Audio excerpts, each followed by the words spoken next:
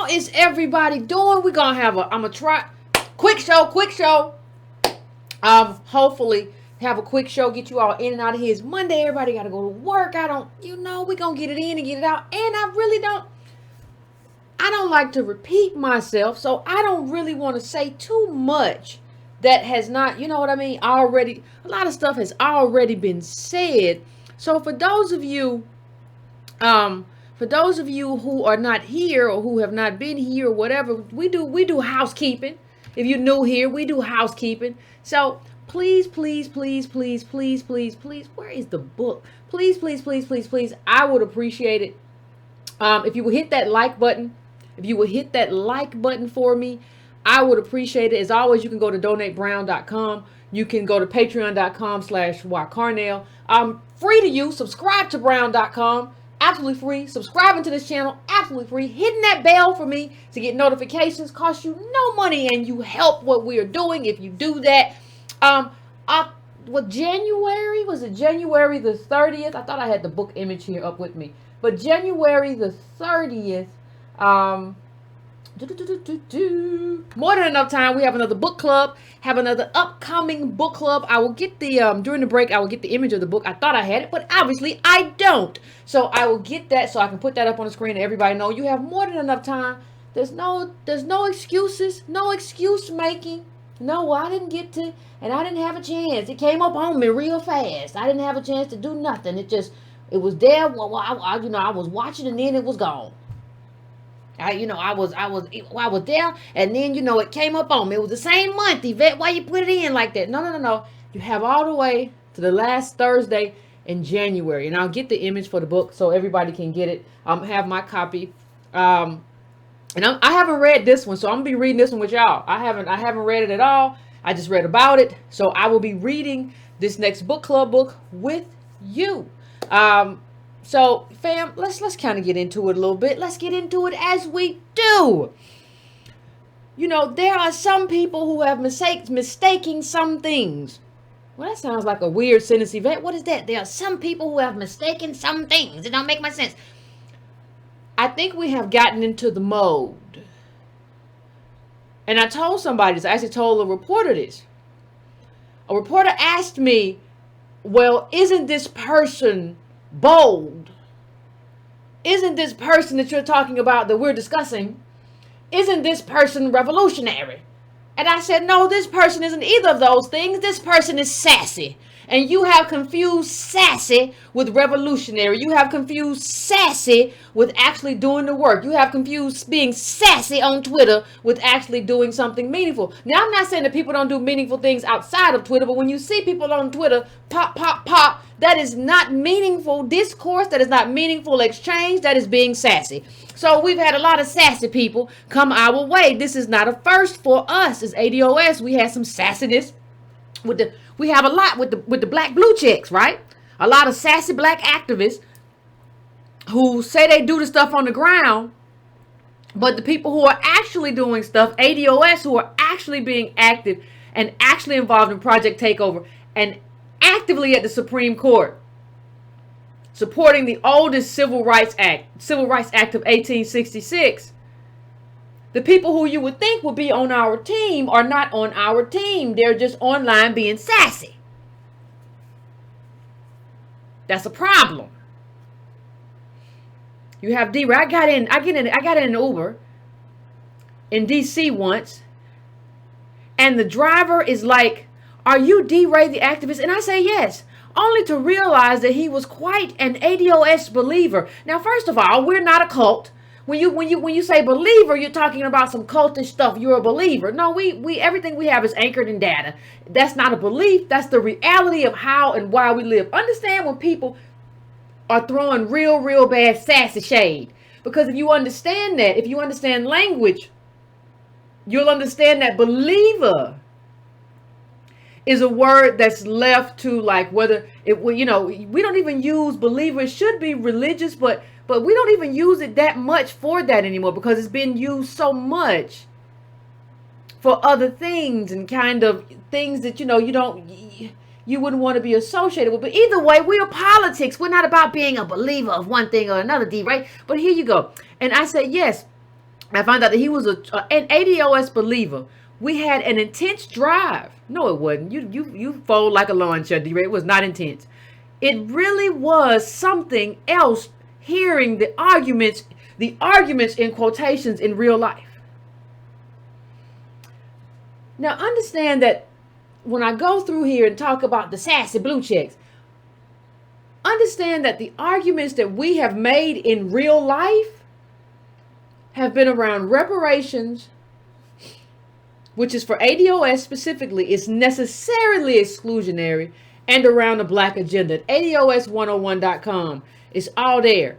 So for you to say this, you're signaling to the rest of America, especially white America, that there's something kind of off around these people. They're true believers. And I had to ride in the cab with one of them. God forbid you little elite people who sway you on the ground. God forbid you have to drive in an Uber and listen to black politics. God forbid you have to sit in an Uber and listen to an actual black man or woman talk to you about what they're actually going through. God forbid that's your life, to have to access the black experience, and specifically the ADOS experience in a real way. God forbid you have to deal with that.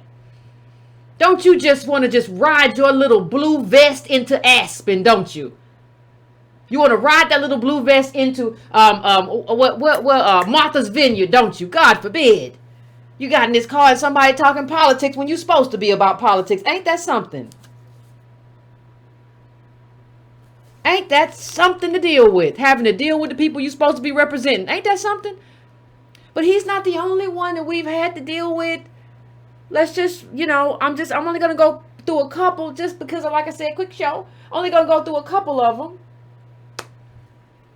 At the Black Policy Conference, Harvard put up a quote that they said was from Alicia Garza, None of these people have spoken to me, by the way. Like, I think if you and Antonio either. Like Antonio and none of these people, I think if you really wanted to know what we're about, you would say, hey, what's really going on? They say, y'all real messed up. I want to talk about it. But here's what she said. Current fight about reparations. I don't even know what these I don't even know. American descendants of slaves, and it's American descendants of slavery, the institution, at least get it right, isn't about reparations. It's historically inaccurate and unintelligent, calling us stupid. It's about homophobia. That's interesting. Xenophobia and patriarchy. Well, wow. Not all black people were enslaved, and we all experienced racism. Not all black people. Oh, with regard to, thank you, Zarina. Not all black people were enslaved, and we all experienced racism. So let me just say this. I think you have to understand something before we even go forward. Before we proceed, I think you have to understand something very interesting. Sometimes we like to give people a lot of credit for stuff that they shouldn't get credit for. When you say what Garza said, well, let me make sure I get it right. Not all black people were enslaved. Well, the overwhelming majority of ADOS, like if you're ADOS, you're an American descendant of slavery. That is what we are. Right? That is what we are. That is our signifier. That's why we signified that. That's why we distinguished ourselves for our reparations claim, because we know, Garza, that all black people are not descendants of slaves, American slaves. We know that. That's why we said it, because we want to carve out this space based on our contribution and what we're owed. Based on our contribution, this country would not exist without the unpaid labor of our ancestors and the accrued. What is wrong with this? You know what? I'm so tired of my computer. But the accrued disadvantage, right? You have to understand that. That's what we're saying. We've always said that. You're saying what we said, but you're trying to make a sameness that doesn't exist. You're trying to create a flatness, right? Well, we all black. And if a racist cop see me and a racist cop see you, we might get treated the same way. Yeah, but that's not lineage. That's Crayola. Crayola is not lineage. Those two things are not the same thing. So what you have to understand is that these people who are saying this stuff, first of all, the first thing you have to understand is that they don't understand what they're talking about. They don't understand lineage. They don't understand ADOS. They don't understand contribution. They don't understand our worth. They don't understand any of the stuff that we talk about. The second thing you have to understand about them is that they're viewing us through the lens of white racists. So if a police officer sees us and he sees a black person and then we're all the same, then that's just all the same. How? Make it make sense. So I'm supposed to see myself how the racist police officer sees us. And anyway, let me just get to the point because I said a quick show. People just act up. Now understand that people always say, oh, Yvette, you and Tone are so divisive. I hadn't been talking about Garza before this. I don't remember. Even when Black Lives Matter happened, I remember staying mostly quiet. When the Black Lives Matter girl went into and challenged Hillary Clinton, I didn't say much of nothing. I said, well, hey, at least she got Hillary Clinton to in a space where Hillary Clinton looked very uncomfortable and didn't do or say what she needed to do and made this moment. I didn't say nothing. I didn't say anything. Why do you talk so much? And why do you talk so much about people who are doing what you should be doing? I don't even know what you're doing. The last time I heard, and we're gonna come out of you and talk about some other stuff for a second. But I don't know how a person who trashes ADOS can then go and say, dear candidates, here is what black people want. Y'all remember that little black census that went nowhere, that was in the paper for a minute and then was gone and didn't matter worth for doggone. Y'all remember where that went? Nothing, nowhere, right? Just a whole bunch of talk. You spend a whole bunch of money doing a whole bunch of stuff to come up with nothing. But you get to go out there and spend that money and represent us. Oh, I'm speaking for black people. I'm speaking for the ADOS. I'm speaking for the diaspora. I'm speaking for... No, you're not.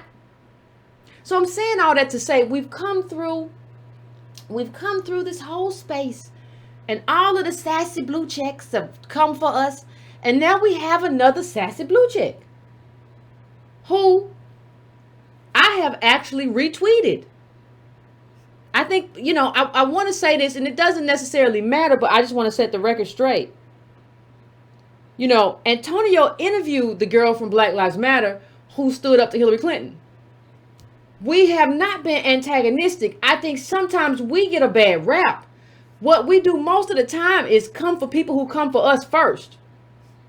Now, if we say you wrong, you just wrong. But most of the time what happens is people decide that they're going to come for us. People decide that they're gonna get their butter biscuits, right, by coming for ADOS.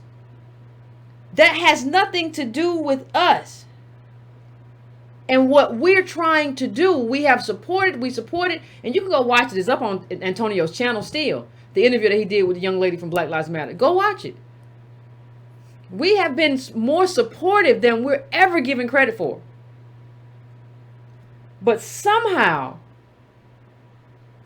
what ends up happening is that people come for us for absolutely no reason. So we'll bring it to the next person who decided to come for us out of the blue. The pole climber. Out of the blue, out of nowhere. We don't know where it came from. Y'all remember Bree Newsome Bass, right? She climbed the pole, Confederate flag, took it down. Right?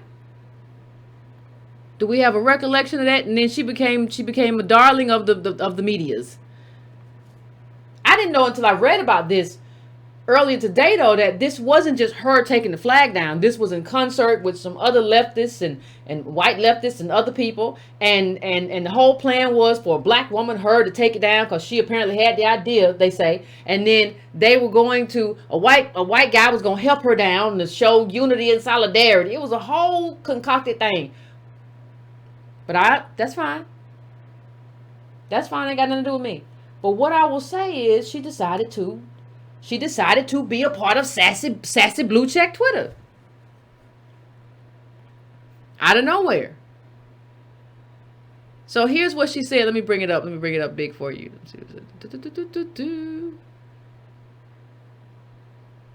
Oh, that's the wrong one. Hold on a second. Because she said, I'm not ADOS, and I really don't want no parts of all of that stuff. I'm not interested. But before we get to that though, let me just go through some of the things. So, because somebody said, like, well, why would you co-sign Bree Newsome? Why would you ever? Let me just show you some things that she said before now.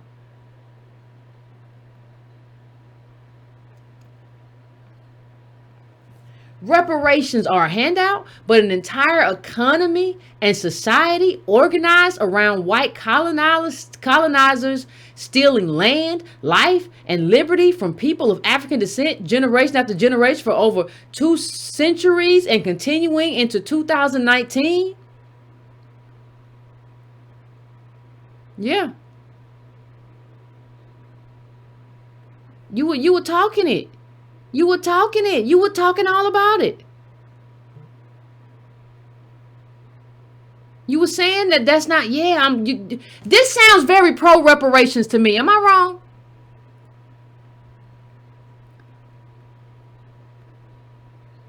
Like, understand something. Understand. Let me bring up one more thing. Hold on a second for me.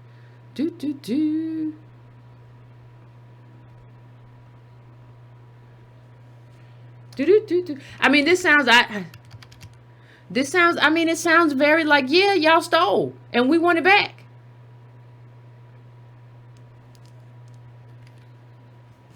That's what it sounds like to me. Now, maybe I'm missing something. Y'all can tell me, family, if I'm missing something. But that's what it sounds like to me.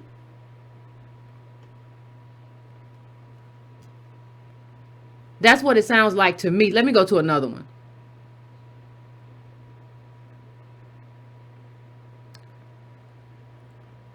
Folks who think reparations are just simply about cutting a check, cutting black folks a check, as opposed to making substantive policy that eliminates racial disparities caused by structural racism and anti-black racial caste, fail to grasp the scope and anti-black racism in the USA. I agree, because it's not just about a check. It's about a check and a whole lot more. I absolutely agree. I absolutely agree. And ain't that why you took down that flag, Bree? Isn't that why you took down the flag? Because of what the Confederacy represented and everything that had been stolen from ADOS? How does the person who took down that flag then come out and say what she said? Let me show you what she said. I don't lie on nobody. I, speaking solely for myself. Who else could you speak for, honey? You don't got to say that. I, speaking solely for myself, am a black American, an African American, a person of African descent, a pan-African. Please don't refer to me as ADOS. Wait a minute. Your claim to fame is taking down this Confederate flag. Understand what that Confederate flag represents. It represents traitorism. It represents a traitorous insurrection, a protection of slavery, and everything that was robbed from us and taken from us. That's what that flag represents. You took down that flag, and everything that you have in your life, dear, your life is built on that one moment. That is who you are. You are nothing else. That your moment is built there. In terms of this political landscape that you're in, that's it. You and that flag. How does a person who took down that flag then turn all the way around and say, I'm not ADOS? That flag was about slavery, and you come over here and say I'm not an American descendant of slavery. That's what that flag was about. That's why that little leftist activism group you were with, that's why they wanted a black woman to take down the flag. Because they understood the power of a black woman taking it down. Because you are, unless I don't know your history, unless there's something in your background I don't know, you are an American descendant of slavery. How does that person with that in their background who did that come and diminish and undermine what we are and disavow who you are based on what? The idea of a unified Africa? Symbolism? Togetherness? Kumbaya-ism? And you would never say this. Understand something. You would never say this to somebody who said, I am a Kenyan American. You would never say, don't identify as that. You are Pan-African. You would never tell somebody the stuff that you're telling us. You would never say that to them. And you didn't say that for a long time. We've gone through some of the stuff you said. We've gone through it. Let's just go through some more. Reread what we read. Let's just go back through. I think it's important not to limit reparations conversation to slavery, because that's only half the story. Like we said, Black Americans were gaining tremendous ground in the years following slavery, which is why Jim Crow was instituted in the 20th century and made us a permanent underclass. Who says permanent underclass all the time but me? Not a whole lot of people. But I'm just saying, we were on the same page. I was with you. You knew what was stolen. You knew what was old. It was right there. I'm trying to figure out what changed, Bree. What happened? I thought we were on the same page. We never came for you. We never said anything negative about you. Not you, Bree. And here's the kicker. She says, I'm not ADOS. And then she says, I didn't comment on reparations at all. Now, here's what Dr. Darity said. No, you didn't, which is why I did, since it's relevant to the issue you raised about being disappeared. Now, I'm going to go back to that because I didn't share the whole tweet. Of course, you have every right to identify or not identify as you please. Now, let me say this. Let me show you how I know when people ain't quite right. She says, let me go back to this tweet. She says, please don't refer to me as ADOS. Please don't refer to me as ADOS. I prefer not to be disappeared into the colonialist construct of America when I am a part of a diaspora and a struggle against white settler colonialism that enslaved my ancestors in this land and throughout the world. I'm not trying to argue with folk. ID as you want, identify as you want. That's why I said I'm speaking for myself. First of all, let me just say something. You know that you have a problem when you don't understand. When you say I didn't mention race, I didn't mention reparations. Yes, you did. The reason we came up with the ADOS designation, Bree, was because that's what we need in order to get reparations. You don't know what the term is for, and you're talking. Why are you talking? We didn't ask you. We didn't start a fight with you. We didn't say anything to you. You came out of nowhere and started a fight with us. Said I didn't mention reparations. Yes, you did. The whole point of this designation is for us to start to coalesce around a reparations agenda and decide who is going to be included and who is going to be excluded.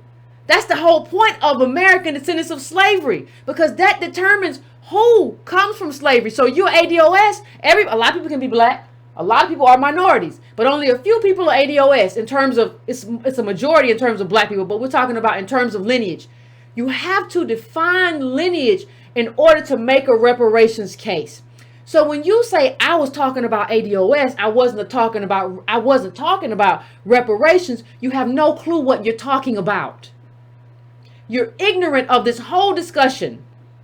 Because the whole point of this designation is for us to kind of carve ourselves out in terms of our justice claim, but also to measure the costs of our lineage tracing back to slavery. If you don't know that, you don't know enough to be in this conversation. And why are you here anyway? I don't understand what you're doing here anyway. We didn't call for you. We didn't say nothing to you. You know, 90% of black immigrants came after 1980. So stop tying them as a block to Jim Crow. You don't understand history. You don't understand enough to be in this conversation. You've been in this kind of hole reading leftist texts.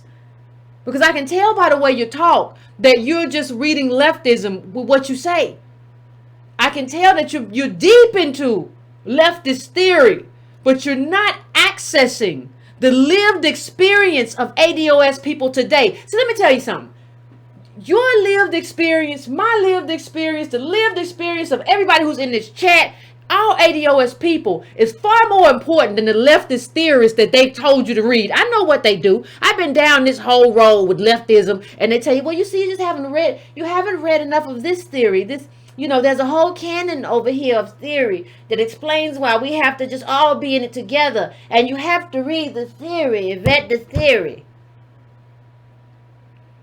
And if you're not careful, it'll all be about the theory, and it won't be about ADOS life. If you're not careful.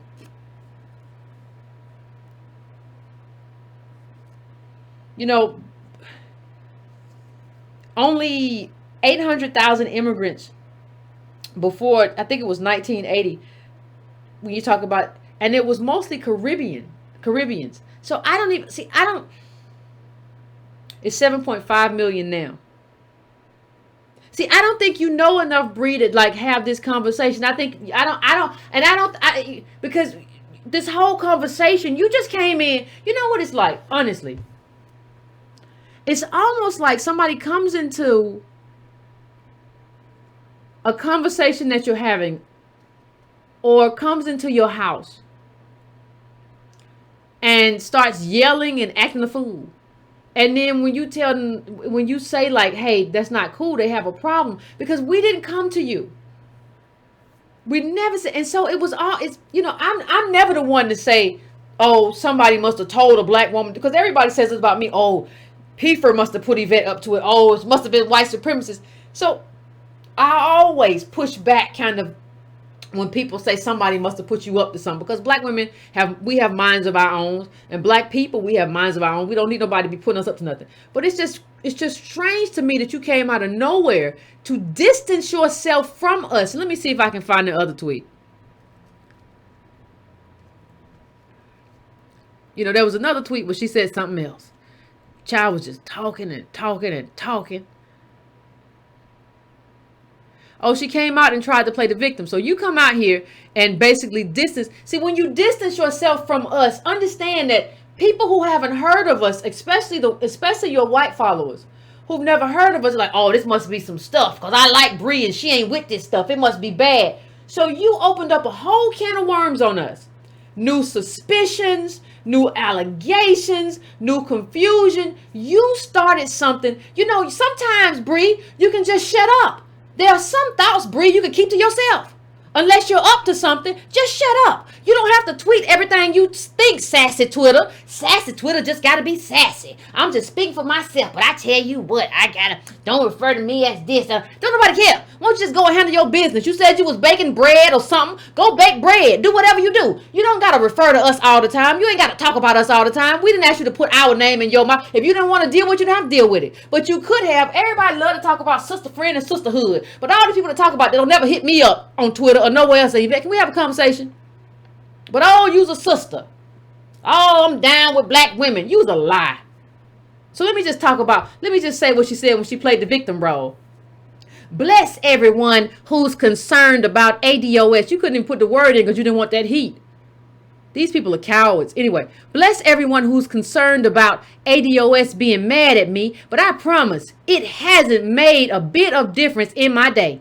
I don't even see any of the hate tweet folk are referring to in my mentions. See, let me just pause for 1 second. I read a lot of the mentions, and nearly all of those mentions, not all of, but nearly all were on point. They were just saying, what's wrong with you? Like, what's the deal? Some people were agreeing with you. Some people were confused, but ADOS people were like, what's going on? Like, why'd you do this? There wasn't any like, oh, you a dirty low down dog. There was none of that. So, and she says, this is why I tell y'all, don't waste your energy if you're mad. Well, you shouldn't waste your energy with that tweet.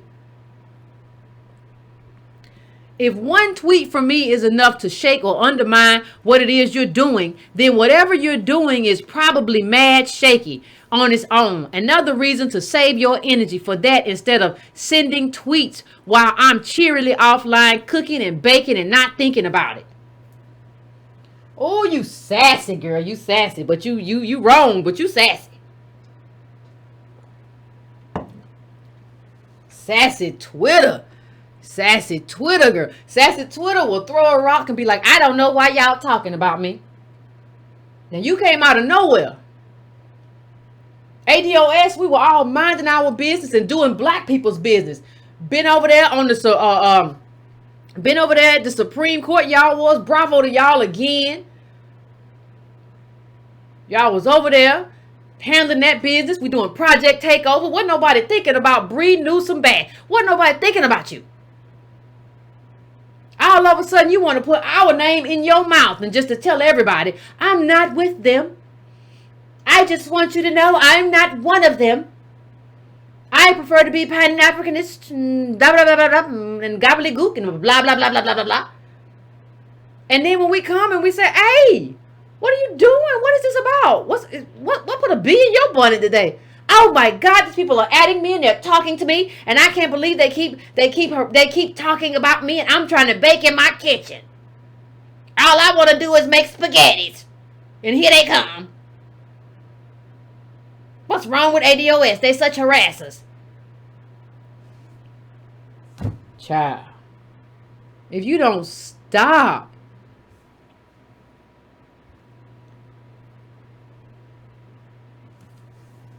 And understand who she used to make herself the victim. Like, let me see if I can find this. Let me see if I can find this, because it's very interesting how people make themselves into the victim. Oh, sassy child. It's so interesting how they do it. See the confusion that was created. People started saying all kind of stupid stuff for no reason.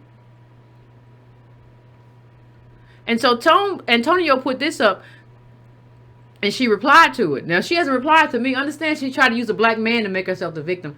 Let's get clear, ADOS. Today, this is Antonio. The day our people stood shivering in the cold to protect the civil rights and were pushing the Black Caucus on Twitter, this woman had not one tweet the whole day.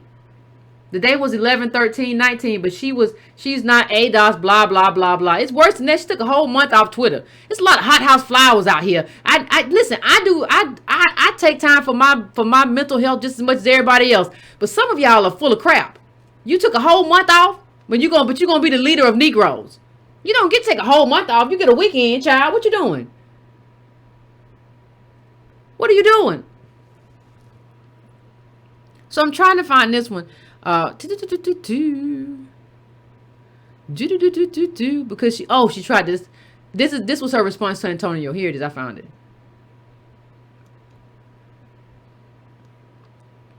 Sir, I don't know you, and I'm not involved in your organization. You've never contacted me to engage me, and vice versa, chick. Why would I be tweeting about you? You just did. Can you simply allow me to identify as I want? Why? Oh, you so strange. I didn't tag you in any tweet, but you don't have to tweet. Now understand something. When you say ADOS, that's like a bat signal to me and Antonio. What do you mean you didn't tag us? You didn't have to. You didn't tag me because you were a coward. What you should have done is just DM me and say, hey, Yvette, I have some concerns. Hey, Antonio, I have some concerns. Some people have said some things to me. I want to support you. I don't know how, but that's not what you did. You let something happen. I don't know what. You can be ADOS all day long. I don't care. Ooh, sassy Twitter. Y'all be real. Y'all be real. Y'all be real sassy. Y'all be real sassy. Y'all be real sassy. But you're not being sassy just to me or Antonio. You're being sassy to the people who were out in the cold. Like that's who. Like those to the leaders who were out there doing the thing. That's who you were sassy to. How, for what? What were you doing? You were taking a month off Twitter, baking cakes, and baking pies and bread, cornbread. I got cornbread. Yeah, you were doing. What was you doing? And then you said something else. Let me see if I can find this. Because what you said was, What you said was very interesting. But you said you didn't even know it was happening. And it's still up on her timeline.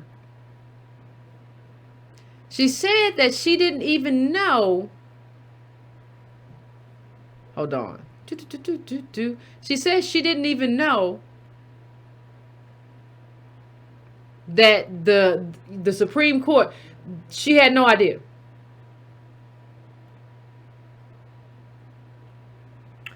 I don't know how you choose a leader who doesn't know that the Supreme Court case is coming up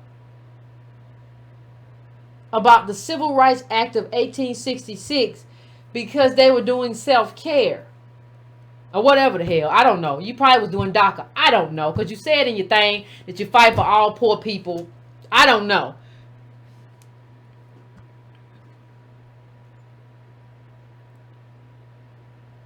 Understand that the woman who climbed and took down the Confederate flag doesn't know about the Civil Rights Act of 1866 being challenged.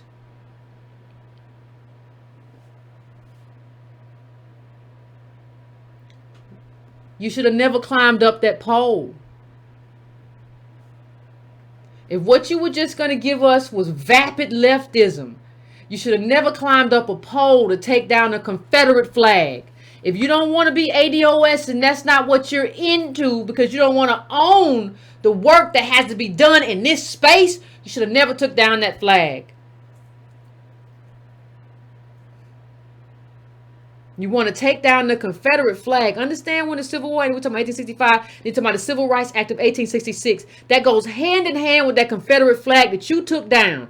And you got everything that you have in your life right now, all the blue check that's on your Twitter, whatever you get paid for speaking fees, all that is because of you taking down that flag. And instead of supporting ADOS, what you do is then turn around and say, I am not them.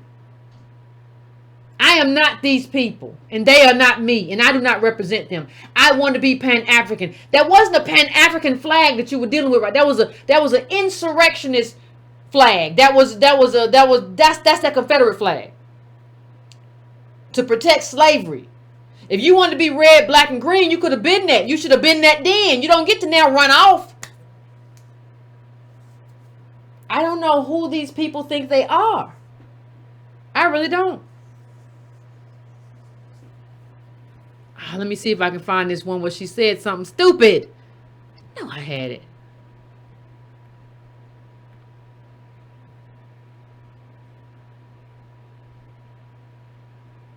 Let me see. But yeah, I think, none of this makes sense to me. And I don't understand how everybody lets it make sense. I don't know how everybody's like, well, okay. Well, that's Bree.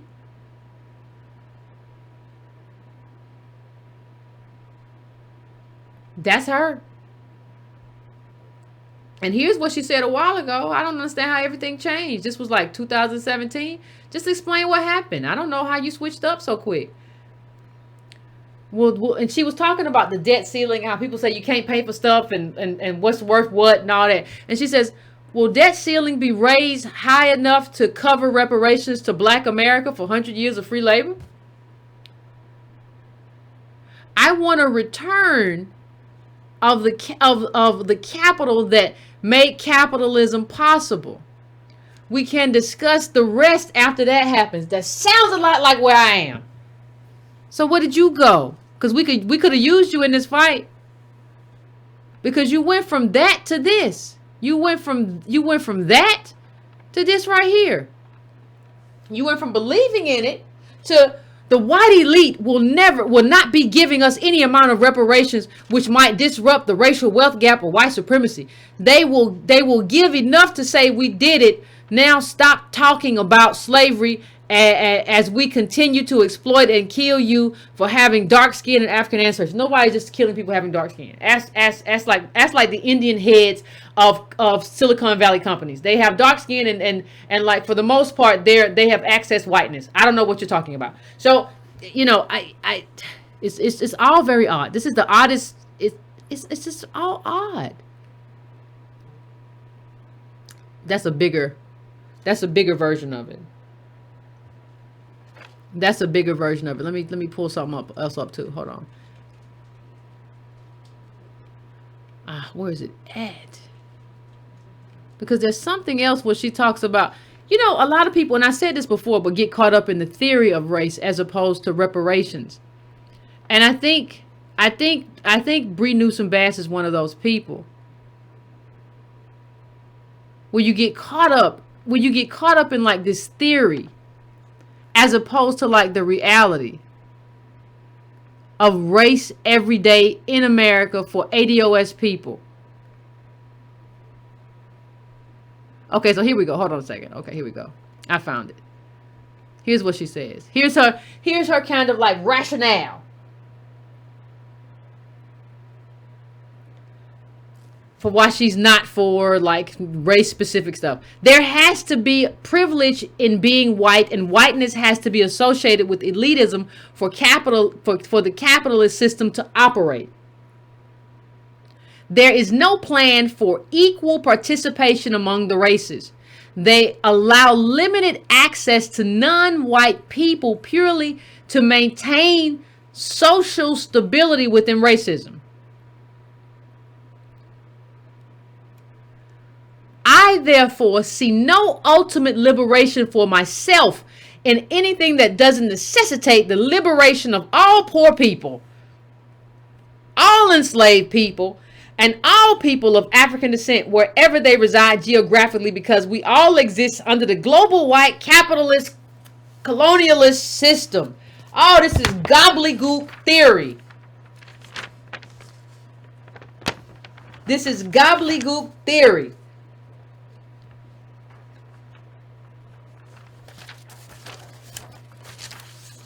And you have to understand something. I need you to understand this. We read Dr. King. Dr. King said the same thing that we're saying. He said that we are descendants, we are American descendants of slavery. He said that. And he talked about where we have to go from here. ADOS is that answer. If you are standing against ADOS, you are standing against Dr. King, you are standing against black politics, you are standing against ADOS liberation. This stuff she just said is a bunch of gobbledygook. It's a bunch of theory that has no connection to black life. Now, when I say black, I'm talking about ADOS life, right? It has no connection to it. That's what you're doing. Because you went back to the whole nonsense that we have to destroy global white supremacy in order to get reparations. Ain't nobody else had to do that.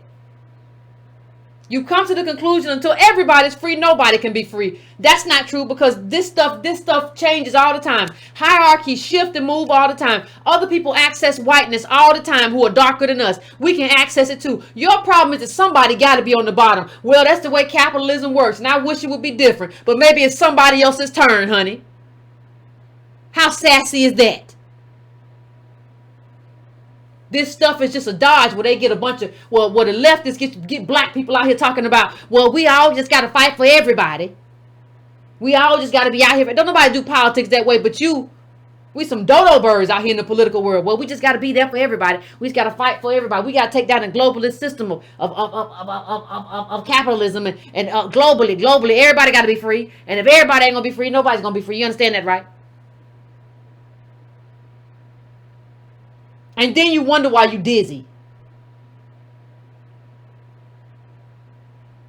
No, people advocate for themselves in specific groups. I don't care what they tell you. Half the little leftists you talk to got inheritance and other stuff. You might have got it too. Tell me your story, Bree. Tell me how you came to change your mind. Tell me what leftists gave you a bunch of books to read and you came back and you said, well, yeah, you're right. They never gonna give us nothing. Now, you'll fight for Medicare for all. I bet you fight for all kind of leftist stuff. But when it comes to reparations, the system of reparations is never going to, the system of white supremacy is never going to give us the... What kind of sense you make?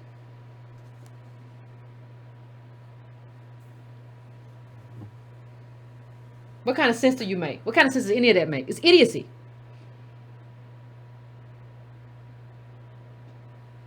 Man, they get people who are supposed to be working for their family out here working against their family. And I'm going to just say, it's some strange stuff going on.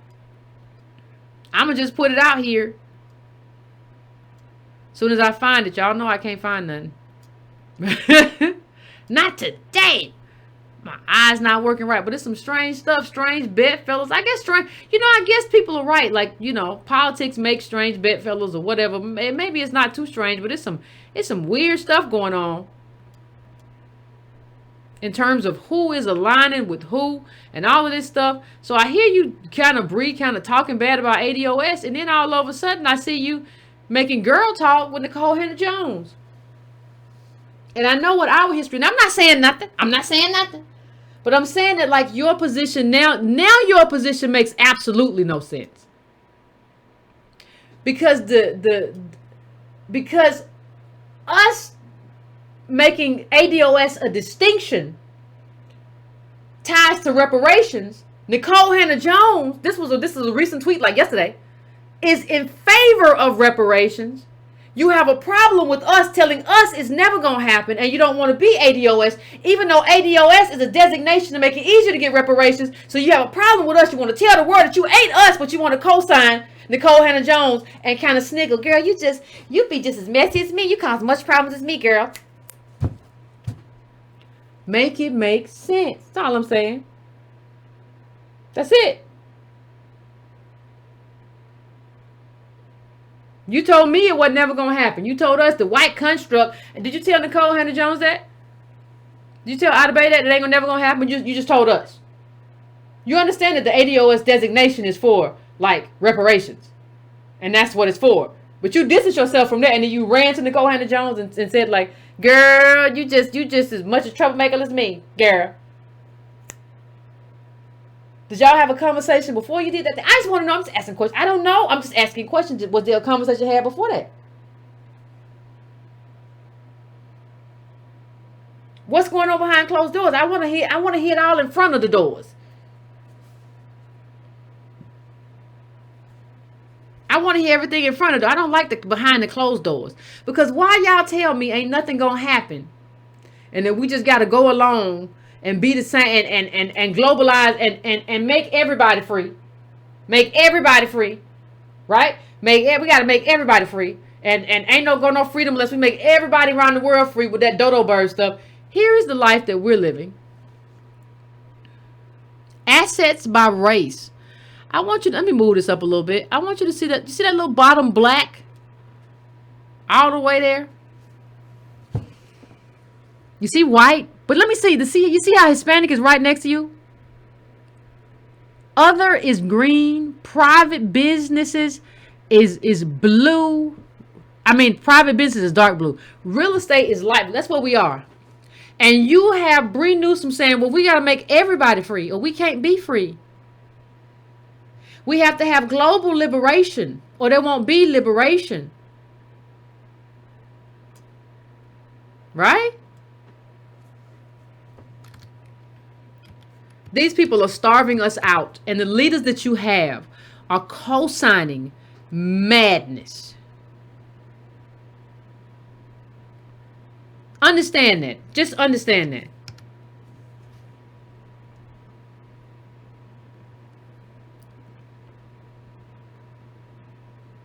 Let me see if I can bring this other chart up. I want you to just see assets.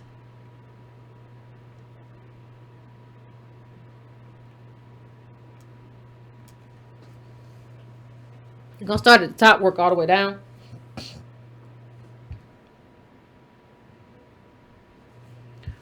I want you to look at, well, you can look at white assets first. This is in trillions.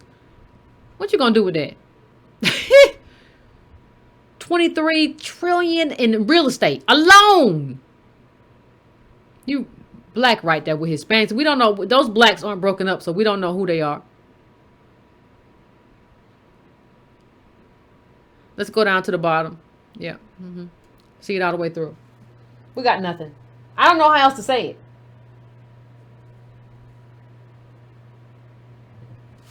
I I really don't know how else to break this down.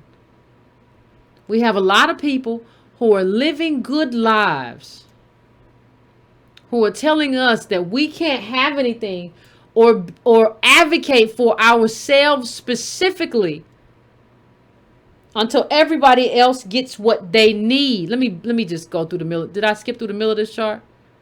You ain't missed nothing. Corporate equities 0.37. What is that? White people 23.58. Pension. Now understand pension. People say, oh, we got 2.26. That's the boomers. They're going to be dead soon. No offense to boomers, but I'm saying y'all are older, right? You can't pass down a pension.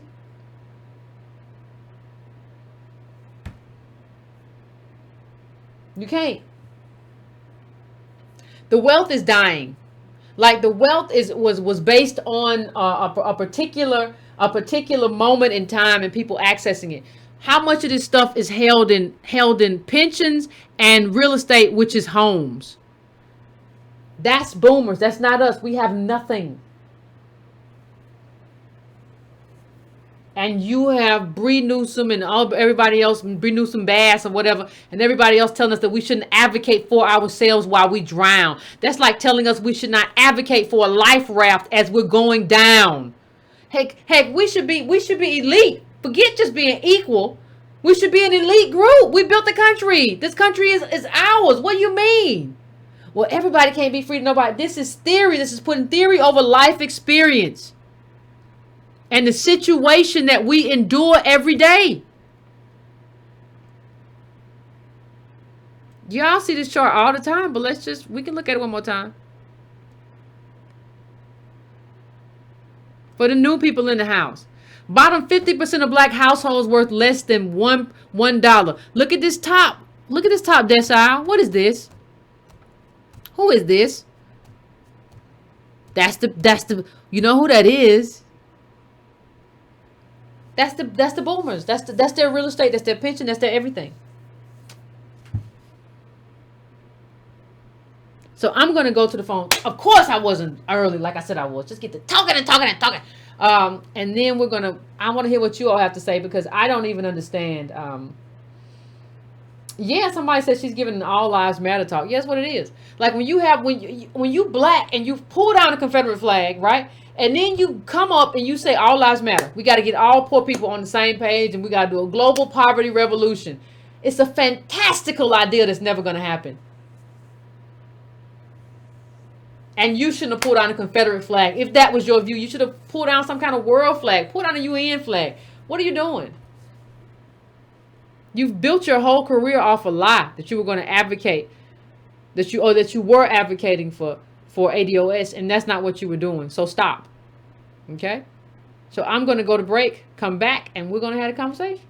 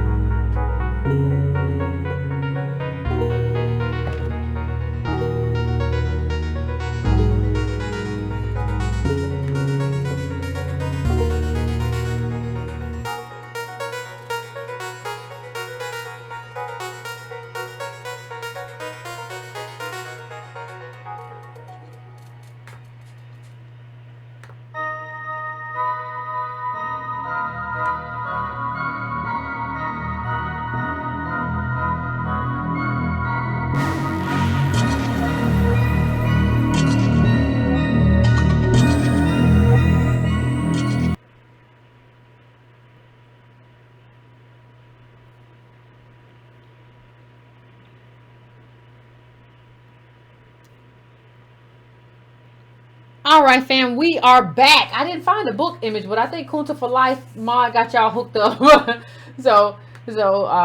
Yeah. Anyway, I'm going to the calls. I am going to the calls. Let me make sure I got everything set up right. Okay. Anyway, well, I'm going to 310. 310, what's going on?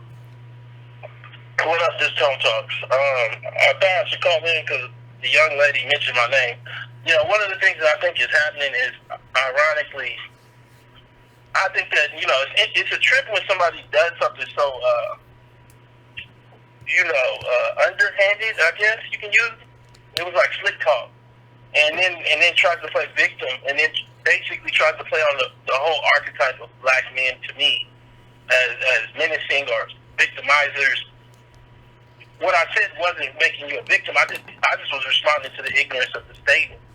I think for this young woman, in a lot of ways, she's missing a black political education, and she's been educated from the far left in the same way that Candace Owens was educated from the far right, and doesn't have enough undergirding to actually make the arguments that she's making.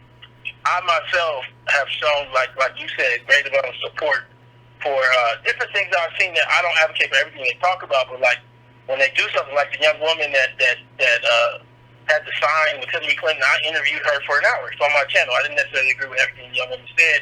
It's an older video. You can go find it. And, I don't know if that's reciprocated from these weird, odd, very abstract kind of people. And when I say abstract, odd, I mean in the sense of these people don't represent the central like ideology or framework of what it is to be black in America. So people gonna say, "You saying what black is?" Now I'm gonna let the data talk. So we're gonna talk about it right now, and I'm gonna lay it all out, and you can walk away with whatever belief you have. But one of the things I'll start off with, Yvette, is I think it's an understatement to say she should have pulled down the world flag. If you read the statement out loud, can you read that tweet, and then I'm just going to come right to it, because she should have just took down an American flag. What happens is you just get the point that she don't believe in America. ADOS is about America. She should be the outsider, but she's painting herself as normal when she's representing these abstract, radical kind of concepts. But if you read that tweet out loud, and then I'll come right in, this is some crazy stuff she's saying. Yeah, I want my Thanksgiving. Yeah, the reparations will only be administered by a post-revolutionary government. The United States of America, the modern crown jewel of global white supremacist capitalism and the golden calf of corporatism, will not be upending its economy for racial justice. Yeah, she should just pull down an American flag and say she don't want to be American. Yeah. And just tell everybody that she follows you. Because what we believe is a whole different mindset. We believe that we are American. We want our debt paid from American life and American wealth, and we want to celebrate Thanksgiving. Sound like you don't believe in Thanksgiving. That's not the same thing we talking about. But how did you centralize yourself? Let's go further, because Tone don't play. Can you pull up Serena? Serena found that wonderful chart. Shout out Serena, and it shows the wealth by section. The first one, the one with the red line, where the red bar. Because what you see in this, I want to make sure that everybody kind of understands and sees what they're seeing. This is what I've been telling you. There's $107 trillion in household wealth. Almost all of it is in white people's hands. But they have it in their homes, in their businesses, in their pensions, and in the stock market. When you look at the corporate equities and mutual funds, if we can scroll to that, Obama gave these white people like half or not a quarter of that just for free in the last 8 years. So when y'all say Obama didn't do nothing, he did do something for these white people. So there's $23 trillion in there, and it probably was more at like 14, 15, 18 even. And Obama boosted it up. But we not in that, and it doesn't solve it what Boyce is talking about, like buying 2 stocks or something. You get in that by a government that has decided to put you in that has given you the wealth to invest in that. What you find with the black numbers is 2 parts. One, Yvette already pointed out, our primary asset is our home, and then the other thing we might have is a pension, which you can't hand down. My mama, like I said, my pops had me at 16. My mama passed away with a government pension, and I didn't see none of it because they got all kind of loopholes for if you die too young or all kind of stuff. So that's not really transferable that way. And I think and like I said, my mom worked 30 years for the government, Los Angeles. And I think for a lot of us, what's going on, there's a con being played right now by a very aberrational group of black millennials. Can we pull up the blue line chart? Because I want to break that con down. Let's talk. So, when we look at the deciles, what the deciles is telling us is this small amount of wealth that you've seen in this chart with the red line is basically really held by about really 10% of black families, but I'll even add in the next 10%. So 10% of black families have 75% of all that wealth. So let's talk about the numbers. Out of about 20 million black families, 2 million of them have almost 75% of that wealth. If you add the next 2 million in, they have 90% of that wealth. Well, all these people from Angela Rye to Bugatti sellers to this Bree girl, their fathers and mothers have birthed them to maintain that system. Let's talk. So they're out here selling blackness, but don't want to transform that for the rest of black folks like me or like you. The difference between me and them is that while I got educated at an elite level, similar to someone who has, I guess you can call them boule, but they're not really boule. They just upper echelon black folks that are diversity officers or climbing the pole and then saying reparations is not reasonable. They like control mechanism. They parents birthed them to maintain the system for their own little family. And they don't even know that's the stuff they talk about. So when you got Adolf really talking about transformational change, it uproots them as well. We don't need you to be Boule no more. So let's put it in actual, what is tone? You're talking real abstract. But again, all I'm saying to you is I want Thanksgiving. She's saying that we should put the whole system down. But at the same time, telling us that we don't need to demand reparations. I don't know what the young girl talking about. But I want to bring up the last, I sent you something with a grid of my November 13th versus hers. Can you pull that one up? What you have to understand, I really want to make this clear. On November 12th, the NAACP, under Sherilyn Ifill, who is a lady born from Barbados, she shifted the agenda of the NAACP legal funds to be talking about immigration issues instead of black issues, and then avoided the Civil Rights Act case until the very last month or so. Really didn't say much. But regardless, on November 12th, this is Bree Newsome's timeline versus mine, and that's only a partial section of my November 13th. November 13th may have been one of the most important days for black politics in decades. Now, we already know the part that the NAACP was arguing the DACA case, and then didn't sell their chapters, and then left on purpose from the front of the Supreme Court steps. And I guess Byron was supposed to walk up there alone. Me and B was talking about, shout out again to Adolf DMV and any other Adolfs that supported out there, because if it wasn't for y'all, that man was going to walk up there alone, like looking like, he the 4 Ds. And so we stood there and supported him in the cold, 30-degree weather. What you see is that support stemmed off of a multi-year project from myself and Yvette Carnell leading up to that moment that galvanized you guys. This woman be at home tweeting. Hold on. But she couldn't tweet on the 13th, Yvette. Let's read it, because I want to make sure she needed a nap, though. She was tired. No, it wasn't a nap, Yvette. We gonna get it right today. Sleeping Beauty, baby. We not playing. Yvette, we not gonna play today. We gonna get it right.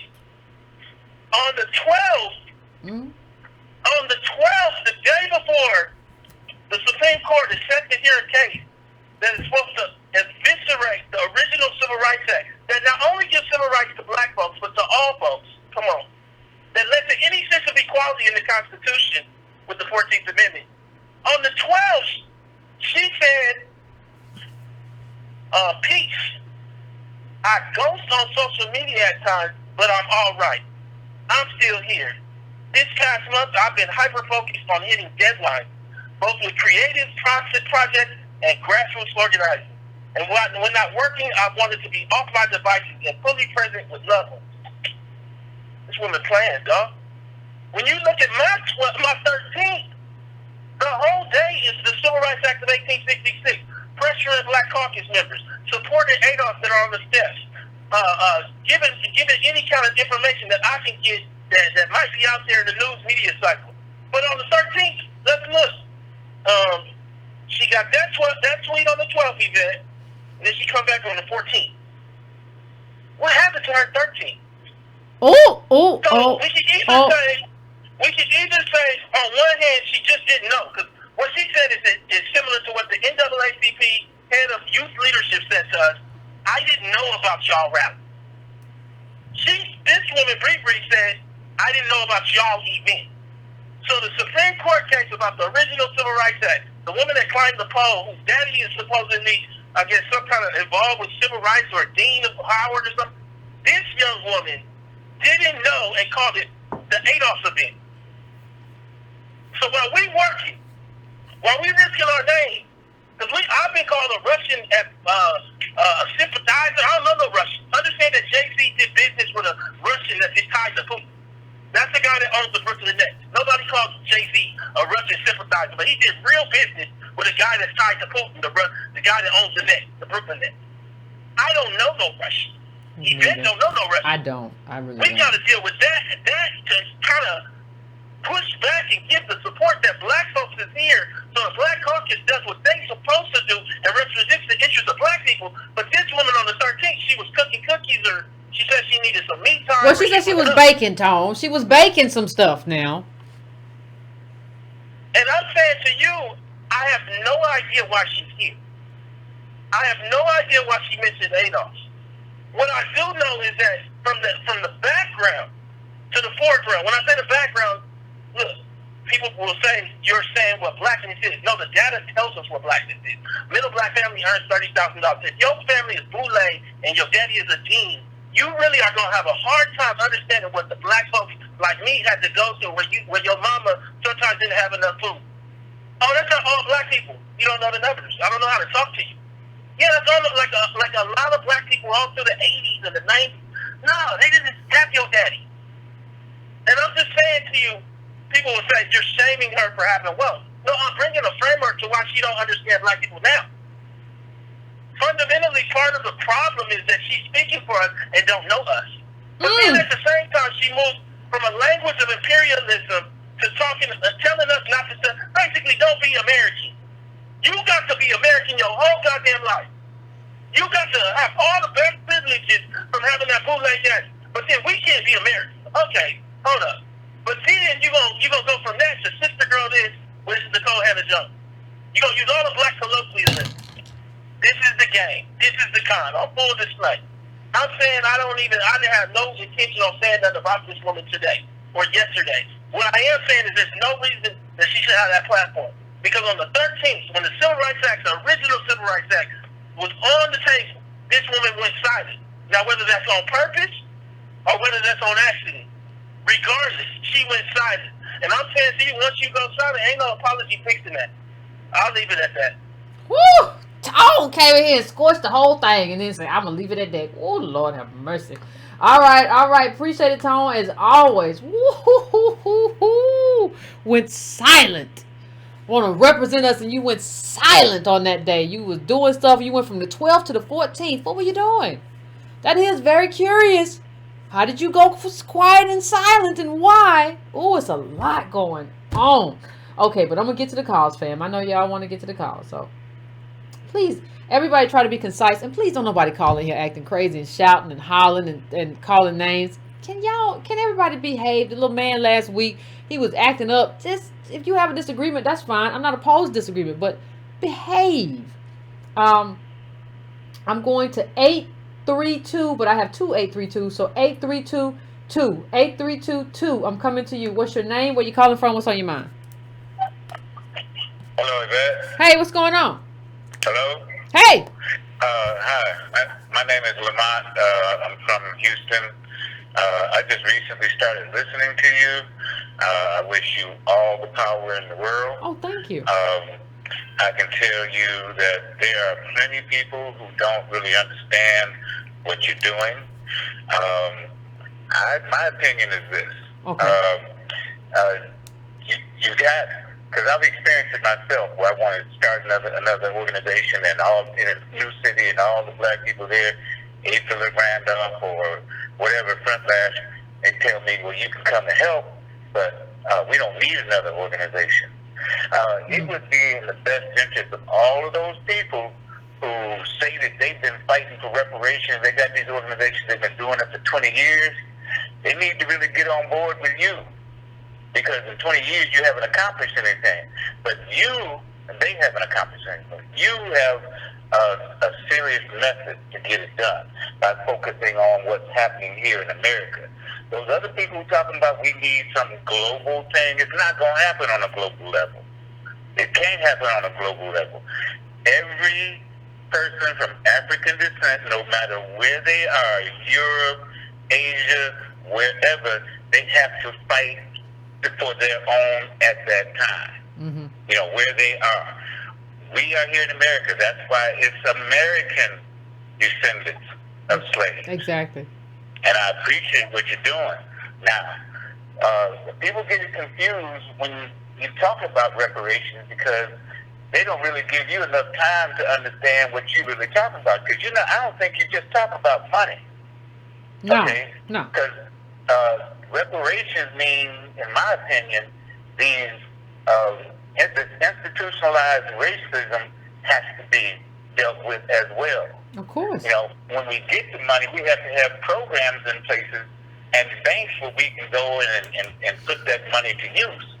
getting the reparations financially and not being able to do anything with it, it's going to go right back to them. Okay? People like that young lady that was tweeting and whatnot, it's a lot of what I call educated black people who are stupid. It took me a little while since I'm new to this online, I'm new to your program and everything to understand what a blue check is. So I went around, I listened to Roland Martin. He had this thing talking about Kaepernick. There was this black guy on a sports channel. You heard about it. Do you smell? Well, this thing where this guy was talking about Kaepernick shouldn't be fighting for social injustice for black people because he's mixed, and that's the stupidest thing. But Roland, he got his issues, but Roland broke it down. This guy was in the NFL from 1990 something to 2006, and he's from New York. And all the black people that got killed, 41 bullets here, 50 bullets here, and whatnot, and he never stepped up and said anything. So Roland called him out on that. But I'm going to try not to talk too long. I got a whole lot I need to say. I think that we need to start with all these churches who believe in this white Jesus and Christianity and whatnot. They need to come off board on that.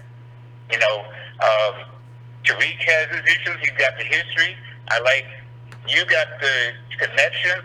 Antonio has the law. And Tariq needs to come on board with you instead of fighting you. Well, he already he already did his thing. It's just we late in the game now, fam. He already did his thing, and so it is what it is. I'm late on that, man. No, it's fine. It's fine. But he already did his thing. We finished. Let there be no confusion. Well, these churches, we need to start come up with a system so we can educate our own children. All right, fam. I appreciate you, and I appreciate you calling in. I honestly do. But we can't go through everything that you had to talk about before. I appreciate what you said, but you said a lot, and you had a lot. You want to go through the schools and the churches and Kaepernick. We can only do so much stuff. I said be concise, family. I love all of y'all, but can we be concise? People want to get through. And I'm not saying that for me. I don't say being concise for me. I say to be respectful to other ADOS fam who are on the call waiting to be heard. Okay? So you're doing that for your other family, right? We're family here. That's why I say ADOS fam. We're family. So do that so that you got an ADOS fam on the line who wants to be heard. So I want to go to the next caller. It's a lot sometimes. I want to go to make sure I got this on one. 510. What's your name? Where you calling from? What's on your mind? Hello. Hey, 510. What's going on? Hi. Hey. Hi. Thank you for taking my call. No problem. And I want to say that the show that you have here, the channel is very helpful. And coming up with ADOS was very brilliant. Because for too long we've been identifying ourselves as a crayon color, and anyone and anything could be black. So that was very brilliant, and thank you. However, I want to play a little devil's advocate if I can. Go ahead. All right, I'm the government, and I tell ADOS, I'm not giving you reparations. Now what? What's our plan? Let me ask you a quick question though. Let me ask you a quick question. And I'm just gonna put it this way. I've read some old newspapers or whatever, but I don't know. So I can't say for sure. But I think if you would go to Germany right after the Holocaust, right, and you would put yourself in the body of a Jewish person who was still in Germany or who had fled because of what happened there, that annihilation of human beings. I don't know if you would find them saying, okay, well, what if Germany says no? Now what? I think you would find them saying, we're going to advocate because we're Jewish and there's a debt owed from Germany and a whole lot of other companies. We're going to advocate as a collective. I don't see the benefit of saying, okay, what if? So I'm going to let you have the last word. And then we're moving on. Hello? Oh, yeah. I'm Okay. sorry. It went out, so I didn't hear the last seconds of what you said. I did hear that the Jews would advocate and all that. I understand that, but, we've been, the American government is highly aware that they owe us. And I want to say that, just like the other caller, there's a lot I want to say and touch on. But I think, and I know this is going to get some pushback, but I don't even want to say reparations, but one thing we can do is stop putting so much money into this system, be it like it's holidays, stop spending so much money. And also, too, like when we get into these jobs, we need to help each other. I don't understand why black people don't get into positions and bring other black people on. That's a big problem. I see a lot of other racial groups do that all the time. They bring on their sons, their cousins, their friends, and everything except for us. But this argument, the American government knows they owe us. And then also, too, we have a lot of traitors in our race. And so what is the consequence for traitors? We have a lot of black loyalists. Do you consider yourself a traitor? I do not. Okay. I do not. But it's just really sad. I think that some of the things that we do as black people, we've been doing the same kind of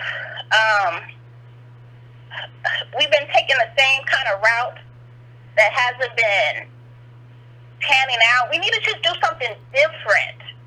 Something different. And part of it is hold on to your money. Stop spending so much money until Christmas is coming up. Black people gonna go crazy with Christmas. Thank you, Carla. I appreciate you calling in. Lord, what's going on in the water? Why is everybody talking so long? Was Christmas and what's going on with Hanukkah? And how come we can't? And I went to the store today and brownie toilet paper, paper towels was double the price. It's got to be something going on. Can we stay? Listen, somebody in the chat put up the definition of concise. Concise. Let's have a call with precision. Precision. And I don't even know what this. Well, I want to play devil's advocate. Let me tell y'all something. Don't call up here no more with that. You're not in a position to play devil's advocate. The only position you're in is to play part of the collective to get what we're owed. You're not in a position to play devil's advocate. You're not white. You're not elite. You're not royalty. You're not nobody but a descendant of American descendant of slavery. And in order for that to be something, that means we as a collective make it matter. You don't get to call up in here armchair quarterback. That's what we do during election time. Well, Obama, he got to say that you don't understand politics, but he got to. I don't care what that man got to say, what he think he got to say. I'm not concerned about his politics. He need to say what I need him to say. I need what I need. I advocate from where I am. You advocate from where you are. Middle black family worth $1,700. That's where you advocate from. You don't get to play devil's advocate. Y'all playing games. Lord have mercy. Oh, God, I want to compare. Well, why I tell you Santa Claus was the devil. And I said, God, come on. I don't want to hear all that. Damn. All right, going to the next call.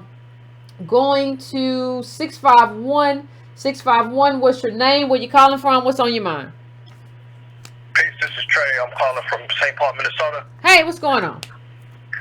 What's going on? First, I just want to say I got, before I say my comment, I love, I got mad love for the LGBT community, and it's nothing against them, but up here, we're like one of the battlegrounds for social justice right now. So, and a lot of times people talk about intersectionality, but when we intersect, we either get black people or ADOS gets ran over in the intersection, or we always end up on the bottom. So, just for instance, they had this. We just had an election, and they tried to make trash collection a social justice issue, like that was going to close the racial wealth gap or close the education gap, or we got like the highest. So, anyways, people voted. They had black people go out and vote for it, and come to find out, it's going to raise property taxes here by 40%, which is going to cause rent to go up for black people. Oh wow. And then real quick, I just want to Two quick headlines. Twin Cities ranked as fourth worst place for Black Americans. Then there's and it tells and you can check that out. That's in Twins. You can just Google that. Then the next one from 6 days ago, it says St. Paul, Minneapolis earns perfect score on LGBTQ equality. Okay, so for LGBTQ, Minnesota's a great place to live. But if you're ADOS, it's hell. It's not a good. It's hell. Yeah. But we put together these coalitions, and at the end of the day, we still end up suffering. So this is directly to what you're talking about tonight. Well, yeah. What happens? What happens is we don't have terms of solidarity, though, right? Like we just be like, we got to stand up for everybody. Well, what are the terms? Like if I'm gonna stand up for you, what do I get? Because you get a lot, because you get to use the ADOS lineage and everything we had from Malcolm to King and all of that. You get to use all of that for what you're doing. You get to cloak yourself in ADOS and say, this is just like what happened to Black people. This is just, we're the new Black. But we don't have any standards, and we don't have leaders who have any standards for, like, if you're going to help somebody, what are you getting? If you're not getting anything, I'm not helping. I'm not helping just because, well, I got to free all poor people and I'm drowning, but I got to save somebody at the other end of the ocean. What that sound like? It's stupid. So I think, and I want to thank you, Carla, for calling in, but I think that's the problem. I think you have to have terms of solidarity. For too often we have like the Bree Newsome bastards of the world who are just like, we just got to do it because that's what's got to be done. That's what's going to free people. We got to end global white supremacy. We got to dismantle it. That's what it is. All the while, like, people are poor, homeless, ADOS on the bottom cast, and you at home breaking bread. You know, you baking, and which you don't get that. That's not how it works. That's not how any of this works. So I'm going to my next call. I am going to 832. 832. What you calling from? Where you calling from? What's your name? What's on your mind? Hey, it's Ann from Houston. Hey, what's going on? How are you? Pretty good. So it's really interesting that this Bree Newsome person is talking about this, and you won't be able to do this and blah blah blah blah blah. I just came from a conference called Greenville, and do you know these people who don't even look like us are talking about this stuff. So I went to this session called, healthy, affordable housing, for like green, affordable housing. And do you know that speaker, the first thing he mentioned was the black, white wealth gap. He don't look nothing like us. And he referenced the color of wealth. Oh, wow. He talked about housing disparity. And he said, and if you don't solve that issue, if you don't solve that black, white wealth gap, all this issue about affordable housing and all that, it means nothing about housing disparity. So that's the first, okay, so I'm blown away by that, right? Okay. Then I go through another session the next day, talking about sustainable affordable housing. And the woman sat up there and talked about Richard Rothstein again. Oh, all right. And so far as urging the audience to go and watch the Rothstein video on YouTube, which explains the whole redlining, issue and all of that. 2 days in a row now. So what I'm saying is the needle is moving. And it's just interesting that the people who should be the ones at the forefront are acting like they don't, they're acting like they fell in both their heads. It's just the strangest thing when the other people who don't even look like us are saying, well, if we don't deal with this, black, white wealth gap, nothing's gonna happen. You can't, and they talked about it constantly. And that whole conference, I was shocked, talked about, justice and justice in economics, and and I have to admit I was blown away by that. But what I'm saying to you is, fret not, because the needle is moving. The needle is moving, and the people who are not us are starting to talk about it more.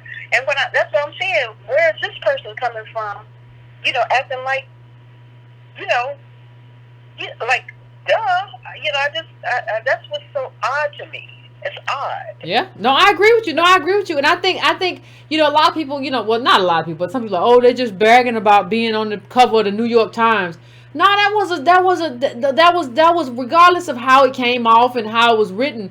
That was a show that, like, we're here. Like, these are real people that showed up at a real conference. You can't just say they're bots anymore. When you're on the cover of the New York Times and you're human people, you can't say that these people are bots. These people are here and they're advocating for a specific justice claim. And I think that's enormously important in terms of what we're talking about, in terms of what you talk about, in terms of moving the needle. And I don't think, and there are people who we don't even know or understand who don't like the fact that we're here, right? In terms of moving the needle. Like, we're not the ones who are supposed to be moving the needle. Like, we weren't blessed by anybody. Nobody gave us their blessing of support or whatever. It's supposed to be somebody else at the Times or somebody else MSNBC. That's why they got all these gatekeepers. It's supposed to be Al to set the tone. The good old Rev without a church. Like, that's who it's supposed to be. And so a lot of this that we're experiencing because the gatekeepers are pissed off that they're not the ones controlling the gate no more. Like, no, we're not doing that no more. We don't need no gatekeepers no more. And so I think you're right. I think we're moving the needle, and we have to understand that we have to move the needle. We can't say, well, let me play devil's advocate. No, we got to keep pushing this. So I'm going to let you have the last word, fam. I'm sorry. Right. And I just wanted, this is just laughing. That person talks about, global capitalism and all that, we got to dismantle, blah, blah, blah, blah, blah. I went on Twitter and I saw her wedding pictures. And to me, that looked like a capitalist, fest. All those bridesmaids and all that, that chicness. Oh my God, it looked like a picture out of Town and Country. But we got to dismantle capitalism. Wait a minute, you saying she bought a bunch of stuff, a bunch of products in this capitalist economy for a wedding, and she didn't just, exchange rings and go to the courthouse? You saying she did some capitalist stuff? Listen, honey, go and look at those pictures and see. She had about 15 bridesmaids. Nuh-uh, they all had dresses. Hey, go look at those dresses and go look at that setup. And like I said, I don't begrudge anybody anything. But what I'm saying is, you gonna walk the walk, or you just gonna talk the talk? They're gonna talk. I'm just saying. They're gonna talk the talk. They're gonna talk about dismantle capitalism, then buy a whole bunch of stuff, have a beautiful home, have a beautiful wedding, have beautiful cars, have good insurance, and say dismantle global capitalism. That's what has to happen. These people are frauds. Yeah, don't look at the pictures. I was like, wow. This could be any, and I'm not saying equate. It's not equivalent per se, but this looks like just any other white wedding. I mean, it was all these bridesmaids and these beautiful dresses, and you talking about dismantling global capitalism. Okay, all right, Yvette, I'm out. Thank you, I appreciate it, but it looks to me like capitalism working for her. I bet you she brought them things at the store. If you don't want to contribute to global capital, in terms of the white supremacist construct, why don't you y'all go exchange wedding rings at the Justice of the Peace or what is it? Is that what it still is? Why don't y'all just go do that if you don't want to be involved in this, in the global construct or whatever? No, you living a very white life, and you talking to us about what we got to do and how we can't have reparations when we out here starving. You don't get to do that. You don't get to be that person. And I think a lot of people have been that person. Get to go and get the hair done, get a bunch of braids or whatever. Or if you D-Ray, I don't know what he do, shave his head, buy a little Patagonia vest or whatever. Whatever you do, you don't get to do all that. Remember when Sean King and D-Ray got into it and they was fighting each other for a long time? And Sean King said D-Ray went and got everybody pedicures. These people, it's a lot of ridiculousness. I'm just saying. So I'm going to the next caller. I'm going to 912. 912, what's your name? Where you calling from? What's on your mind? Hey, Yvette, can you hear me? I can hear you just fine. What's going on? This is Bernard calling from Salt Lake by way of Georgia again. I'm confused. I'm deeply confused, and I think some people might be more useful to our cause, basically baking in the kitchen than going on Twitter. I don't know. But what she's saying, even though she's so educated, really doesn't even make sense to me because it's ahistorical to advocate for this concept of global reparations. Doesn't make sense to me because when you look at basically any group that has successfully gained it, they directed their efforts towards a specific country or a specific government. So I'm really trying to understand what she's thinking of. Does she think that there's some one world government that people can take their grievances to? Is there a reason that she isn't going after, say, CARICOM or other commissions that are aiming for reparations and targeting them at very specific governments? I don't understand what she wants. And I'm honestly wondering if some of this is just another wave of people attempting to pour cold water on the ADOS effort because they either feel that their bag might be threatened by it or they feel that it might actually be successful and say swaying the election results. Well, yeah, I I'm think. just wondering. Yeah, I'm gonna just say. I think you're right, fam. I think what Bree said sounded exactly like what Bernie said. They're just gonna give us the money. We're gonna have to give it back. But see, we've always said that reparations comes with a bunch of policies and laws to protect ADOS and put us in an ownership position. If you had listened to us, Bree, you would know that, like we've always said, that we've never said that reparations is just a check. We've always said that. So it kind of makes me think the same thing. Like, are you just riding with Bernie or are you just riding with Democrats as opposed to just riding with ADOS? Like, we would have loved you over here. Like, what are you doing over there? Like, except being sassy. Go on. I'm sorry, Carl.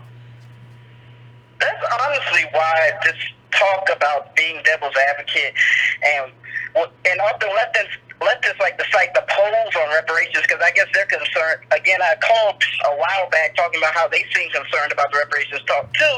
And one thing they cite is polls. Nobody cared about Bernie advocating for Medicare for all and free college when the polls were not in its favor. And arguably, they're still kind of wishy-washy in those areas. So we can't continue to advocate for reparations simply because the polls are not in its favor. Basically, a lot of these people do just want us to jump on the most leftist candidate train. And they're willing to even... I remember that one guy I told you about, Michael Brooks, actually attempted to weaponize Cornel West's words against us advocating specifically for reparations at one point in time. Saying that we should just jump on the Bernie train and basically forsake that effort. So, I don't know, there's a lot of weird stuff going on in white leftist world, and when I see her tweets, that's all I see. Yeah, I agree, fam. I want to thank you for calling in, but I absolutely agree. And you know, the funniest thing is Dr. Cornel West, who was at our conference, said something. Even though he's been a supporter of Bernie, he said you still got to speak the truth. Like, he doesn't try to gatekeep and be like, well, you can't talk the truth. I'm not. No, he says, no, you gotta tell the truth about whatever you telling the truth about. You gotta advocate how you advocate. Like, the problem I have with these Bree people is that they don't want to like advocate. They want to just either live their life and have, like the other caller said, a wonderful life. And we don't get to have it, but you get to have a wonderful wedding and all this stuff and live your life off this money and whatever you're doing. Or you get to be Nicole Hannah-Jones too, or you get to go write a reparations book or whatever and monetize the movement without actually being full-throated in terms of your paper or whatever in the movement. That's not how this is supposed to go. That's not collective uplift, fam. Like, that's just not what it is. So I'm going to try to get to a couple more calls, and then we're going to call it an evening. Good evening. I'm going to 361. 361, what's your name? Where you calling from? And what's on your mind? Let me see if I can get this. Yeah, there we go.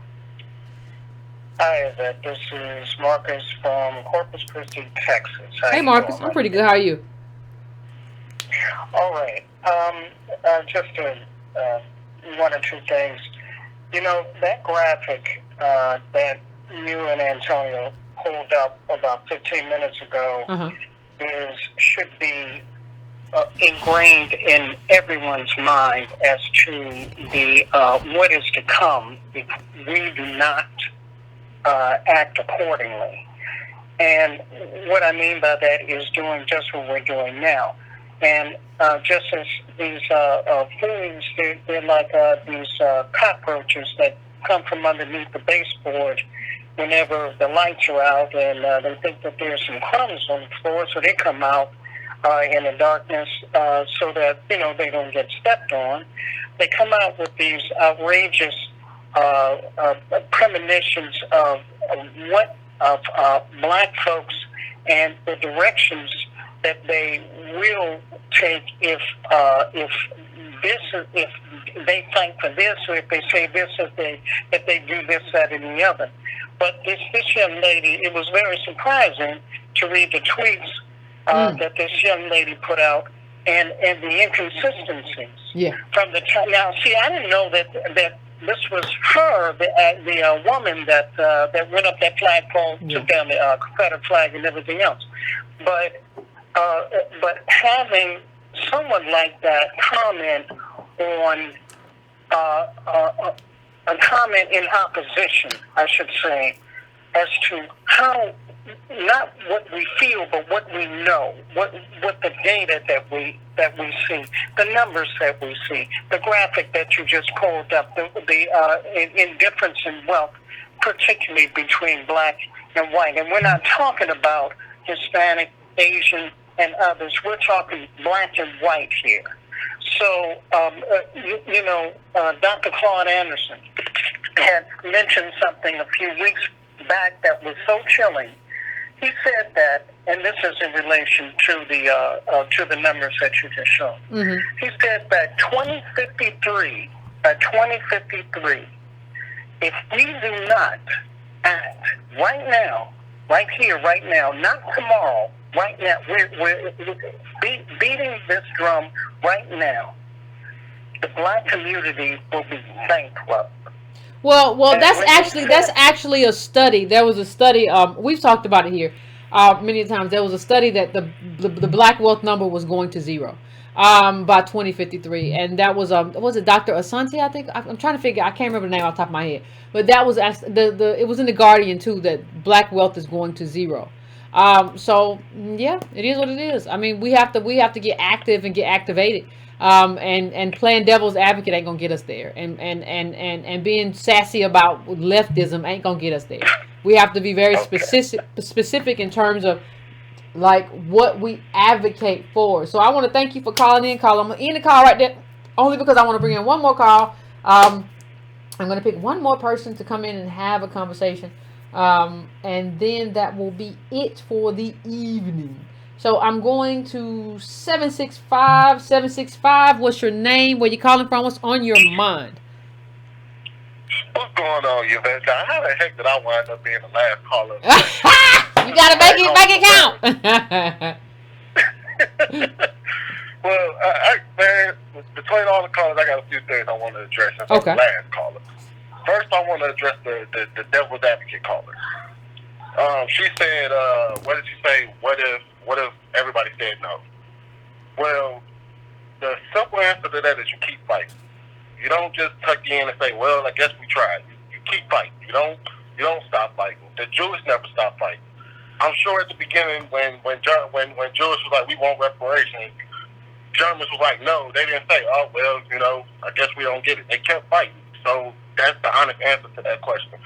Also, I want to address her when she talked about telling black folks to stop spending their money. Well, what she has to understand is, and I hope she's still listening to your podcast right now, is that black people, most of our money goes towards necessities.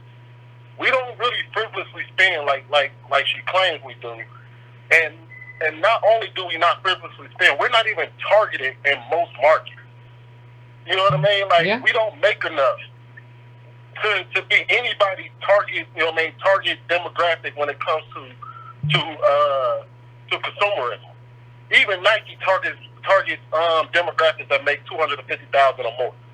So I don't get where a lot of people get off telling black folks, well, if y'all stop spending y'all money in certain areas, we can do other things, or we should stop spending our money and that'll flip everything on its head. That's not how that works. We don't make enough. We don't spend enough to make an impact like that. Shoot, even though I think Antonio Moore said this, where the Asians' buying power or spending power or whatever it is the same as ours, and they're literally half our population. Mm-hmm. So I really want to address her real quick on that. the second thing I wanted to address was in Cobra. And that I'm sure all of us seen it. They somebody put up their agenda for some Detroit meeting that they had, and we all got a good laugh out of it. I definitely got one myself. One thing stood out on there, and it was something along the lines of, according to the Bible, we are cursed, or something like that. And I saw that a lot when it comes, black people were starting to find like the Nation of Islam and Hebrew Israelites and all this other stuff. I don't want to disrespect or anything like that, but like essentially so along the lines of that we're supposed to be cursed into slavery, and we were supposed to be sold here because we're cursed. And I have a problem with that, with a group who puts that in their language, and they're supposed to be fighting for reparations for us. That doesn't make sense to me. Yeah, I saw that was some weird stuff, wasn't it? I'm sorry, what? I said that was some weird stuff, wasn't it? Yeah, like you can't believe that we're cursed and to be a bottom cast. They didn't say fight for and then say, well, we're going to fight for reparations for y'all. Because I don't remember in the Bible it saying that we saved ourselves. It said wait till God came and got us. So I just don't understand how they could fight for reparations for us and also believe that we're cursed. Which also leads to my thoughts on Pan-Africanism in itself as well. Because I got into a debate on Twitter today with some Pan-Africanists, and he was basically quoting Elijah Muhammad and Louis Farrakhan about reparations, and he kept calling it the true reparations, and that Sandy Darity is an idiot and he doesn't know what he's talking about, and how true reparations, they're demanding a nation within a nation. So basically, they're telling the United States, we want 8 to 10 states, and the United States, you owe us 8 to 10 states, and we're all going to be a nation in there, and that's going to be the true reparations for all black people across the diaspora. And I don't get how people believe this stuff and not understand why that argument for reparations falls flat to anybody's ears. Mm-hmm. It just doesn't make sense. You can't go to the United States and you immigrate here. Because all the diaspora outside of ADOS, everybody else immigrated here. How do you come to a racist country and then tell them you owe me 8 to 10 states? Yeah, you came in voluntarily. You knew what it was when you got here. You didn't know. We told you what it was. We've been fighting here ADOS for a minute. You knew what it was. You don't get no credit for immigrating to it. But the truth is, this racist country was better than what you was coming from. That's why you here. That's not why we here. Well, yeah, and I was trying to explain to him that, like, you can't, no immigrant is owed reparations for our enslavement. You can't come here and then tell this country that they owe you reparations for what this country did to us. That's not how that works. Mm-hmm. And like, and it's like, what they don't understand, because a lot of these people don't even go to ADOS101.com and actually read the agenda. They don't realize that the black agenda does actually include them. Reparations just doesn't include them. So if you actually went and you read it, you would know that we are also fighting for y'all. It's just that y'all don't get reparations. Yeah, you're right, fam. The black agenda has always been up. And it's always been the black agenda is for everybody. Reparations is necessarily exclusionary. It necessarily is just for ADOS. But we have never had only an ADOS agenda. We've had an ADOS agenda, specifically reparations, and what that means. And we've had a black agenda. People who don't know that just haven't been paying attention. So I'm going to let you have the last word, Carl, and I'm going to finish up for the night. All right. Yeah, you're absolutely right about that. I think a lot of people that speak on y'all have never well, I can tell they've never actually watched none of you guys' videos. They never actually, I don't think they really even see you tweet until y'all respond to them after something dumb that they say. I don't like, because everybody that sounds like they done went and spoke to Talib Kweli and they all say the same thing over and over again. And one more thing that I want to say, and then I'm going to go ahead and let you end your podcast, is that I don't know about you, but it seems about, if y'all notice this, ADOS family, But why does it seem like every single person that we see speak out against ADOS, in some way, shape, or form, you go to their page, you go to their Twitter, and all of them have something to say. All of them are trying to monetize blackness. They're all out there doing speeches. Even Barack Obama even jumped on this train. Yeah. They all out there doing speeches. They trying to sell DVDs. They trying to sell books. They trying to charge for conferences and raise money raise $2,000 for conferences and everything else. Everybody that speaks out against ADOS has something to say.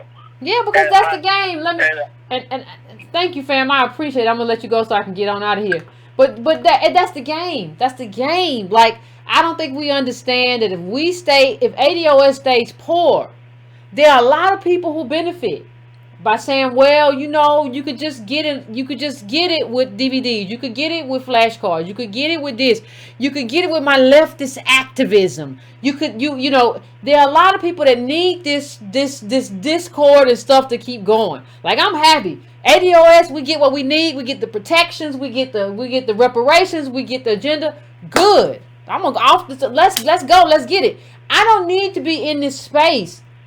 I think if you in this space, you would prefer not to be in this space advocate, but not if that's how your bread is, everything, your bread is buttered, right? You live a good life. Like, understand that, like, when she talks about capitalism and global, overturning the global white breed, this is the other side of the broom, boo boo. This looks real kind of elite for somebody who talks the way you talk. Did your father allow you to access this, the boule? This isn't like regular black life, like how we have to live. Middle black family of 2 makes $30K, you know, and has $8 in Boston. That's the data. You living real good, Bree. You living real good. You living in a way that the rest of us don't get to live. But you're gonna tell us that we can't have nothing until we overturn global white supremacy. We gotta dismantle capitalism. This looks real capitalist. You got a church. Who bought the gowns? Who made the gowns? Who made the tuxedos? Is that a dashiki? Who made this dashiki? Like, who paid for this? Capitalism is the monies. Who paid for everything you got going on? See, the problem is she don't need reparations. Of course, Bree is not in favor of reparations because she don't need it. She didn't need reparations to do this whole. That's a church. It look like Dr. Kaiser Church. Good God, she don't need reparations to do what she got to do and live her life. So of course she's opposed to it. Of course, if somebody tell her that we don't do that, then you're not gonna do that because you live good. Looks like a white wedding. Might as well be a white wedding. Ain't no struggle. That's not a struggle wedding. That might as well be what you're talking about. The monies. So yeah, of course, I'm not surprised that you don't want to advocate or you don't want to be called ADOS. You'd rather be called whatever leftist name they give you. Were your parents professionals, Bree? Are you not living black life? You don't know what ADOS life is? Well, don't speak for us. You should have never taken down that flag. And you definitely shouldn't have said ADOS and sent the bat signal up for me. You definitely shouldn't have called for me or Antonio and we didn't call for you. You made a grave mistake. So fam, I am going to end right there. I think that is a great place to end the show. Remember, links will put up, I think, in the chat. But remember, January the 30th. We will be doing, hold on one second. Let me see. Hold on one second, fam. Hold on one second. I can't remember. Memory just be bad sometimes. Hold on one second. I'm trying to remember the name. Because January the 30th is the book club. Is the day we're doing the book club and all that good stuff. And the name of the book is They Were Her Property. So the name of the book, I had to look it up. They Were Her Property by Stephanie E. Jones Rogers. We're going to be talking about that. So pick that up. That will be, like I said, the last Thursday in January. More than enough time to get it. So please take care of that. And until next time, family, please finish your libations if you had some. And get ready for work tomorrow. Go to bed. Good night. And if nobody told you today they love you, I do. So, all right, fam. Until next time, be easy breezy.